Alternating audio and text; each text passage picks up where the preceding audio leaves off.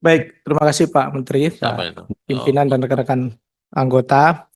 Saya kira semestinya ini tidak menjadi masalah karena pada Agustus tahun lalu kita menyepakati minimal sama dengan tahun lalu. Nah, pengertian saya Pak Menteri waktu itu selain jumlah tentu saja juga mekanisme gitu. Mestinya pada tahun ini juga tidak bermasalah sebagaimana tahun 2003, 2022 dan seterusnya gitu. Karena kita menggunakan kata-kata sama dengan tahun lalu begitu ya. Nah, kalaupun ada masalah spesifik misalnya ada anggota yang katakanlah seperti tadi marah-marah, mungkin itu spesifik, tidak usah diberlakukan secara umum begitu ya. Jadi ini yang pertama. Nah, yang kedua, tadi Pak Menteri menyebut ada kata potensi. Saya ingin menghapus kata potensi itu.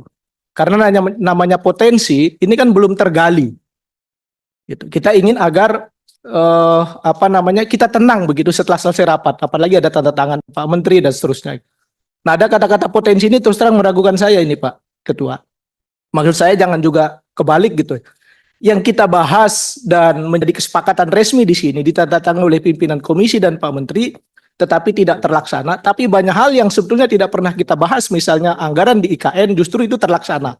Kan ini kita perlu ada semacam pengertian Pak Menteri gitu. Kami memaklumi ada dinamika terkait dengan berbagai macam kebijakan anggaran, tetapi yang sudah pasti ini harus lebih jadi prioritas gitu ya, yang sudah disepakati.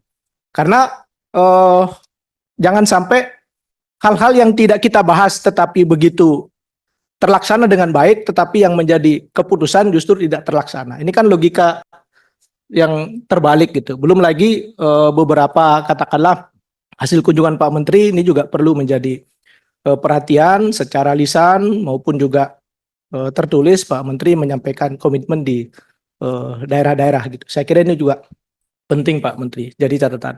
Jadi poin saya menghilangkan kata potensi itu tadi. Pimpinan interupsi. Terima kasih.